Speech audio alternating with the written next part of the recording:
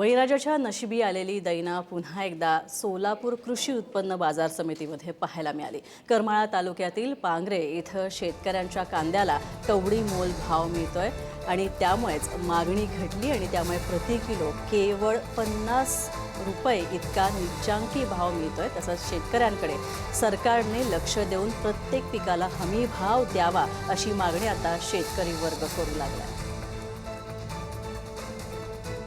नागपूरला कांदा मी 73 गोण्या नेल्या। 73 गोण्या नेल्यावर मला येताना जेवायला तिकटाला तर राहायचं नाही, पण जेवायला सुद्धा मला पैसे राहिले नाहीत आणि 50 पैसे आणि 1.5 रुपयाने कांदा गेला। हातात ते काय 400 रुपये आलं, जेवलो असतो नाश्ता केला असता तर मला यायला सुद्धा पैसे राहिले नसते। काय सरकारला काय सांगायचं तुम्हाला? सरकारला मिळावं, आम्हाला काय तर अनुदान मिळावं ह्याच्यातून 25 रुपयाने 30 रुपयाने 3000 पुत्र भाव मिळावा। किती कांदा केला होता? कांदा 2.5 एकर कांदा होता। किती खर्च किती आला होता? खर्च आता लय, आता कसं सांगायचं खर्च।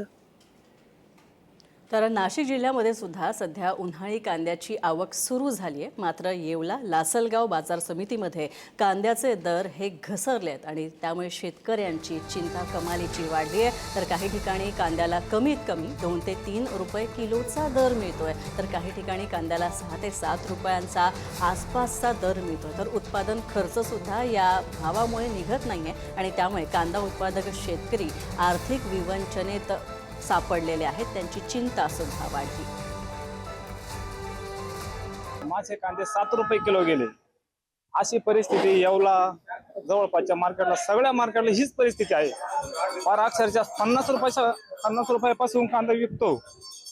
उद्या कालची परिस्थिती जर बघितली तर सटाण्याची अक्षरशः 50 रुपये कांदा विकलेला आहे आणि याच्या मागे खर्च क्विंटलला 1200 ते 1300 रुपये आहे आणि 7 रुपये ते 5 रुपये कांदा विकू राहिला। शेतकऱ्याने काय करावे? शेवटी आत्महत्येची वेळ आलेली आहे शेतकऱ्याला। गाडीचं भाडं आहे 1500 रुपये, तर काय करणार बस? तर निम्मे पैसे तर गवटीच्या भाड्यातच गेले। भरणारे काढणारे त्याची मजुरी जर सुटली नाही तर शेतकऱ्यांना काय करायचं? हे सरकारचं काम आहे का बाबा कांद्याकडे निर्यात देऊन बस भाव द्यावा बस। कांदे सरासरी 7 ते 8 रुपयापासून माझे कांदे गेले 200 रुपये।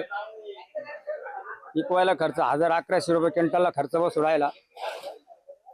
तर ही शेतकऱ्याला आत्महत्या करायची वेळ आली। काय मागणी करताय? काय आता मागणी आमची किमान 2000च्या आसपास तरी बाजार सरकारनं द्यावा, ही आमची मागणी आहे। त्याच्या काय करणार काय शेतकरी? माझा काकाचा मुलगा आहे सुनील म्हात्रे, त्याच्या डोक्यावर रॉडने उपट टाकली आहे आणि त्याच्यानंतर त्या आधी आम्ही त्यांना हॉस्पिटलला घेऊन गेलो, त्यांच्यावर ट्रीटमेंट चालू केली। 2 जण आमच्यातले सिरियस होते, त्यांना पुढे पाठवण्यात आलं।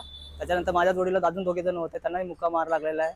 माझ्याही ते मार लागलेला आहे, कमरेमध्ये आहे, डोक्यामध्ये आहे, मागे लागलेला आहे। त्याच्यानंतर त्यांना प्रत्युत्तर देताना आमचा जीव डोक्यात आम्हाला समजलं, आम्ही त्यांना प्रत्युत्तर देताना त्यांच्यावर आम्ही हल्ला केला। त्याच्यानंतर तिथे त्यांच्यावर कारवाई करण्यासाठी आम्ही पोलीस स्टेशनला जाऊन त्यांच्यावर तक्रारी नोंद केलेली आहे। अशा प्रकारे त्यांनी त्यांचा जबाब घेतलेला आहे। भाव घसरण्याचं कारण असं आहे की आपले निर्यात एकदम कमी प्रमाणात झालेली। आपली हक्काची जी बाजारपेठ होती बांगलादेश, तिच्यात एक गाडी जायला तयार नाही।